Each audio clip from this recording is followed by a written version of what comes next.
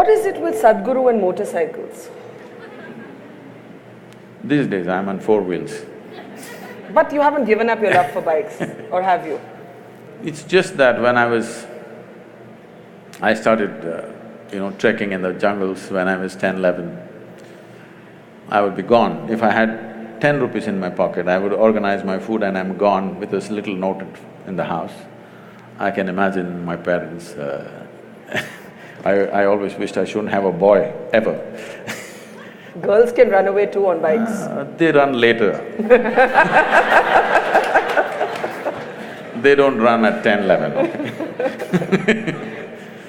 And they're on a pillion, they're usually pillion. And if they find a good rider, no problem.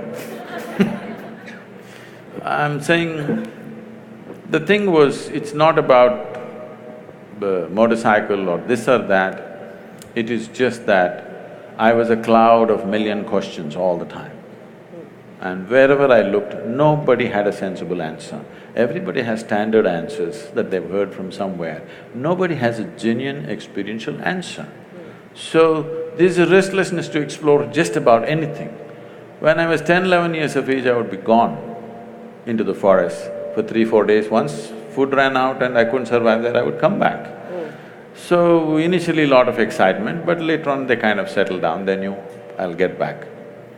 So when I became 14, 15, I cycled across South India. Not because I'm a cycling enthusiast, not like today, wearing a helmet and suited, booted for cycling, no. Simply I cycled because cycling is little faster than walking.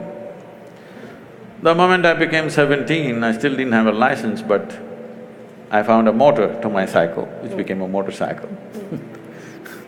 So, that because it went little faster. It supported my restlessness to know something, I didn't even know what the hell it is. I didn't know what I was looking for, but I had questions about anything I looked at. Everything in the universe looked like a question mark to me. But the question about the motorcycle is really to ask whether the motorcycle, the Land Rover or Land Cruiser, which one is it now? Land Rover, Land Cruiser, I'm not sure. But whatever, the 4 wheels, the helicopter. I think you once said somewhere that that whether if it moves on land, water or air, I like it. This is not… One thing is I like anything that works, and machines work. Yeah. The more efficiently work, the better they are. And why it's important is, after all, what is the quality of an individual human being? How smoothly and how efficiently your body, mind and everything functions is the quality of a human being, isn't it? So machines always excited me, whether it's a bicycle or motorcycle or because of, lack of the necessary, probably the fitness that I was at that time. I crisscrossed India on a motorcycle. Today it would be hard, so you get into something a little more comfortable. But while that makes you a very interesting character to observe, did you ever worry that you'd be labeled or dubbed a rich person's guru? This is the Sadguru who flies his own planes, who likes his BMW, who likes his game of golf, who likes having a little frisbee match on the Let's greens. come to that. See, the thing is, I wouldn't mind. I even sometimes I ride a bullock cart. Nobody reports that though. I love to handle the bulls and I still drive them sometimes. But now I want to have a conversation with you. This afternoon till 2 o'clock, I was in Jodhpur. Yes. I could have come by bullock cart or a camel cart. You had to wait for 5 days. I came on time, you must appreciate that. So it's about efficiency is what you're saying? Yes. So I personally learned to fly a helicopter, where I don't have the time for these things, but I somehow fit in this and learned because 70% of our work is in rural India. I thought this little helicopter I could set the place on fire because I'm half the time stuck, half my life I'm on the road stuck in some traffic, driving myself, all the time behind huge… Everywhere, there's no place in the country where there's no traffic jams. Believe me, even in rural India there are traffic jams. So I thought a helicopter would really revolutionize our work. I picked up the thing, I got my license, FAA license, but in India it's so difficult to get the license because many of these rules were made before Wright brothers came. Well, according to some, the plane was also made before the Wright brothers came. And they say it was made in the Vedic ages. They're not very wrong. Conceptually it was made. Whether physically they're built or not, we don't have proof for that. Conceptually, there's no… Conceptually, it's about imagination, to think that you can move from place A to place B. No. You cannot conceptually imagine something entirely. Even if you imagine, you must be able to produce you must understand the principles in some way as to why something flies. Yeah. If you don't understand why something flies, it'll be like that, once it happened, a little turtle, with great effort, climbed a tree, went to the edge of a branch and jumped, fell flat.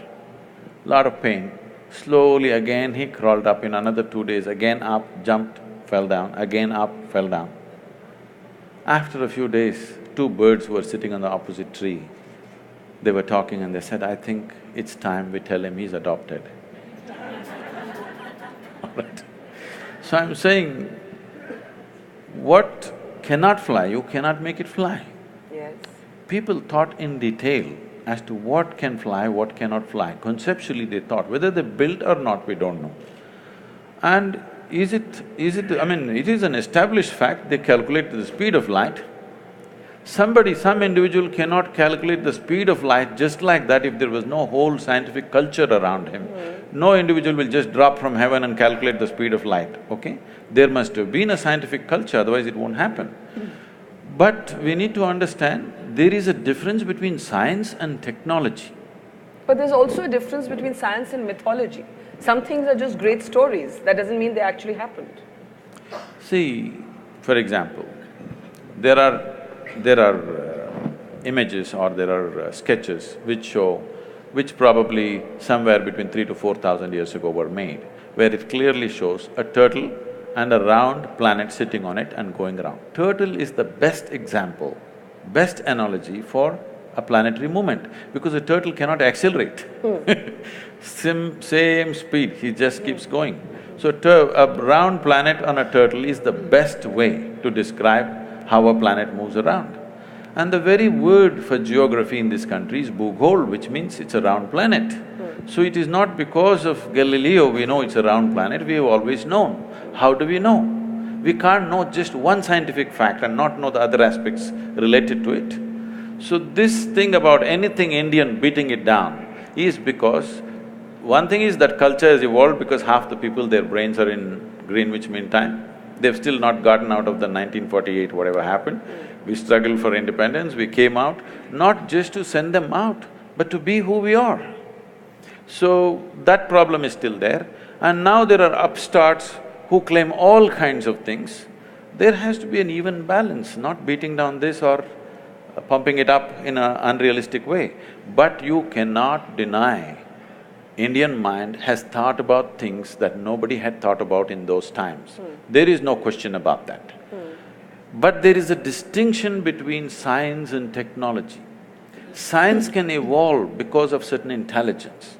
Technology needs material, manifestation. Now we are trying to claim technology, which we should not.